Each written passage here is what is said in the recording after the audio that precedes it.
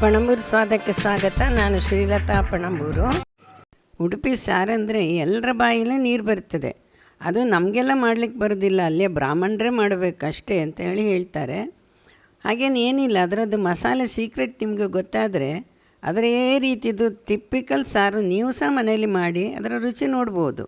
1 ಕಪ್ಪು ಕೊತ್ತಂಬರಿ ಬೀಜ, ಅರ್ಧ ಕಪ್ ಜೀರಿಗೆ, ಕಾಲಿನಲ್ಲಿ ಅರ್ಧ ಕಪ್ಪಷ್ಟು ಮೆಂತ್ಯ ಮತ್ತು ಸ್ವಲ್ಪ ಇಂಗು. ಈ ಮಸಾಲೆ ಎಷ್ಟು ಆಗ್ತದೆ ಅಷ್ಟು ಮೆಣಸು ತಗೊಳ್ಬೇಕು.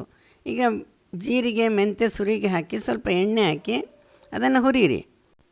ಒಂದು ಅರ್ಧ ಚಮಚದಷ್ಟು ಸಾಸಿವೆ ಹಾಕಿ ಆಮೇಲೆ ಮತ್ತೆ ಹುರಿಯಿರಿ. ಮತ್ತು ಕೊತ್ತಂಬರಿ ಬೀಜನ ಹಾಕಿಕೊಂಡು ಈಗ ಹುರಿಬೇಕು. ಅದು ಸ್ವಲ್ಪ ಚಟ್ಪಟ ಅಂತ ಹೇಳಬೇಕಾದ್ರೆ ಒಣಮೆಣಸು ಹಾಕಿಕೊಂಡು ಆಮೇಲೆ ಇಂಗು ಅದನ್ನು ಹಾಕಿಕೊಂಡು ಅದನ್ನು ಸ್ವಲ್ಪ ಸರಿಯಾಗಿ ಹುರಿಯಿರಿ. ಅದರೊಟ್ಟಿಗೆ ಸ್ವಲ್ಪ ಬೇಸೊಪ್ಪು ಸಹ ಮುರಿದು ಹಾಕ್ಕೊಂಡ್ಬಿಡಿ, ಹಸಿ ಬೇಸೊಪ್ಪು. ಈಗ ನೋಡಿ 2 ಸೌಂಟ್ನಲ್ಲಿ ಹೀಗೆ ಸೆಟಕದಲ್ಲಿ ಎತ್ತಿ ಹಾಕಿದರೆ ಅದು ಮೆಣಸು ಸಹ ಅಡಿಗೆ ಹೋಗಿ ಹುರಿತದೆ. ಮೇಲೆ ಸುಮ್ಮನೆ ತಿರ್ಸಿದ್ರೆ ಮೆಣಸು ಮೇಲೆಯೇ ಇರ್ತದೆ. ಈಗ ನೋಡಿ ಅದು ಸ್ವಲ್ಪ ಕೆಂಪಾಯಿತು. ಇನ್ನು ಇದೀಗ ಸಾಕು. ಅದರೊಟ್ಟಿಗೆ ನಮಗೆ ಜೀರಿಗೆದು ಶಬ್ದ ಸಹ ಕೇಳುತ್ತೆ. ಈಗ ಅದನ್ನೊಂದು ಪ್ಲೇಟಿಗೆ ಹಾಕಿ ಸ್ವಲ್ಪ ತಣ್ಣಗಾಗಲಿಕ್ಕೆ ಸ್ವಲ್ಪ ಹೊತ್ತು ಬಿಡಬೇಕು. ಆಮೇಲೆ ಈಗ ಮಿಕ್ಸಿಯಲ್ಲಿ ಸುರಿಗೆ ಮೆಣಸನ್ನು ಮಾತ್ರ ಹೆಕ್ಕಿ ಹಾಕ್ಕೊಳ್ಳಿ, ಯಾಕಂದರೆ ಎಲ್ಲ ಒಟ್ಟು ಹಾಕಿರೆಲ್ಲ ಹೊರಗೆಲ್ಲ ಚೆಲ್ಲುತ್ತೆ. ಅದಕ್ಕೋಸ್ಕರ ಮೆಣಸನ್ನು ಫಸ್ಟಿಗೆ ಹಾಕ್ಕೊಂಡು ಆಮೇಲೆ ಮಸಾಲೆಯನ್ನು ಮಾತ್ರ ಅದರೊಳಗೆ ಸುರಿದುಕೊಂಡು ಅದನ್ನು ಸ್ವಲ್ಪ ನಯ ಮಾಡಿ ಒಂದು ಪುಡಿ ಮಾಡಿ ತಗೊಂಡು ಬನ್ನಿ. ಈಗ ನೋಡಿ ಪುಡಿ ನಯ ಆಗಿದೆ. ಇದನ್ನು ನಿಮಗೆ ಚಮಚದಲ್ಲಿ ಒಂದು ಬಾಟ್ಲಿಯೊಳಗೆ ತುಂಬಿಸಿಡೋದು ಕಷ್ಟ. ಅದಕ್ಕೆ ಒಂದು ಪೇಪರ್ನಲ್ಲಿ ಹಾಕಿ ಅದನ್ನು ನೋಡಿ ಬಾಟ್ಲಿ ಒಳಗೆ ಹಾಗೆ ಇಟ್ಕೊಂಡು ಅದನ್ನು ತುಂಬಿಸಿದರೆ ಹೊರಗೆ ಸಾರು ಪುಡಿ ಹೊರಗೆ ಇಳಿಯುವುದಿಲ್ಲ ಮತ್ತು ಬೇಗವೂ ಆಗ್ತದೆ ಕೆಲಸ.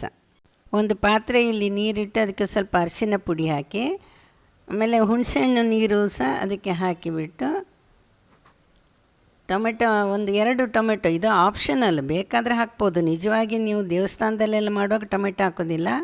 ಟೊಮೆಟೊ ಹಾಕಿ ಕರಿಬೇವು ಹಾಕಿ ಉಪ್ಪು ಹಾಕಿ ಸ್ವಲ್ಪ ಬೆಲ್ಲ ಹಾಕಿ ಇದನ್ನು ಒಂದು 2 ನಿಮಿಷ ಅಷ್ಟು ಕುದಿಸ್ಬೇಕು. ಅದು ಯಾಕಂದರೆ ಹಸಿ ವಾಸನೆ ಹೋಗಬೇಕು. ಅಷ್ಟೊತ್ತಿಗೆ ನಾವು ಕುಕ್ಕರ್ನಲ್ಲಿ ಬೇಳೆ ಬೇಯಿಸಿದ್ದನ್ನು ಅರ್ದು ಎಲ್ಲ ರೆಡಿ ಮಾಡಿ ನೋಡಿ. ಇದು ಕುದ್ದಿಗ ಹಸಿ ವಾಸನೆ ಹೋಯಿತು. ಇದಕ್ಕೆ ಒಂದು ಅರ್ಧದಷ್ಟು ಸಾರಿನ ಪುಡಿ ಅದಕ್ಕೆ ಹಾಕಿ ಬಿಡಬೇಕು. ಅದು ಸುರಿ ಕುದಿಬೇಕು. ಆಮೇಲೆ ಕಡ್ದದ್ದು ಬೇಳೆನ ಅದಕ್ಕೆ ಹಾಕಿ ಸ್ವಲ್ಪ ನೀರು ಹಾಕಿ, ನಿಮ್ಗೆ ಎಷ್ಟು ನೀರು ಬೇಕೋ ಅಷ್ಟು ನೀರು. ಈಗ ಕುಡಿಲಿಕ್ಕೆ ಬೇಕಂದರೆ ಸ್ವಲ್ಪ ಜಾಸ್ತಿ ನೀರು ಬೇಕು. ಹಾಗಾಗಿ ಮೇಲಿನ ತಿಳಿದು ಕುಡಿಲಿಕ್ಕೆ ತುಂಬ ರುಚಿ ಇರ್ತದೆ. ಅದೆಲ್ಲ ಹಾಕಿ ಅದನ್ನು ಕುದಿಸ್ಬೇಕು. ಈಗ ಕುದೀತಾ ಉಂಟು ನೋಡಿ. ಈಗ ನಿಮಗೆ ಉಳಿದದ್ದು ಬೇಕಾದಷ್ಟು ರಸಂ ಪುಡಿ ಇರ್ತದಲ್ಲ ಅದನ್ನು ಹಾಕಿದರೆ ಅದು ಘಮ, ಅದು ಹೆಚ್ಚು ಕುದಿಬಾರ್ದು, ಅದು ಘಮ ಅಂತ ಪರಿಮಳ ಬರ್ತದೆ. ಆಮೇಲೆ ಒಂದು ಅರ್ಧ ಚಮಚದಷ್ಟು ಒಳ್ಳೆ ಪರಿಮಳದ ತುಪ್ಪ ಹಾಕಬೇಕು. ಆಮೇಲೆ ಕುದ್ದು ಕೂಡ ಸ್ವಿಚ್ ಆಫ್ ಮಾಡಿ. ಈಗೊಂದು ಒಳ್ಳೆ ಒಗ್ಗರಣೆ ಕೊಡಬೇಕು. ಅದು ಸಹ ಯಾವುದರಲ್ಲಿ, ತುಪ್ಪದಲ್ಲಿ ಒಣಮೆಣಸು, ಜೀರಿಗೆ, ಆಮೇಲೆ ಸಾಸಿವೆ ಎಲ್ಲ ಹಾಕಿ ಇಂಗು ಹಾಕಿ, ಇದು ನಾನು ಹೋಟೆಲ್ ಇಂಗು ಉಪಯೋಗಿಸೋದು, ಭಾಳ ಪರಿಮಳ ಇರ್ತದೆ. ಅದನ್ನು ಸಾರಿಗೆ ಹಾಕಿದರೆ ಫಸ್ಟ್ ಕ್ಲಾಸ್ ನೋಡಿ. ಇಂಗಿನ ಪರಿಮಳ ಘಮ ಅಂತ ಬರುತ್ತೆ.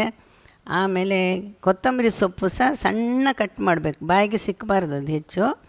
ಅದನ್ನು ಹಾಕಿ ಮುಚ್ಚಿಟ್ರೆ ನಮ್ಮದು ರಸಂ ಸಾರು ನೋಡಿ. ಈಗ ಆ ಮೇಲಿನ ತಿಳಿ ಸಾರು ತೆಗೆದು ಕುಡಿಲಿಕ್ಕೆ ಭಾಳ ರುಚಿ ಇರ್ತದೆ.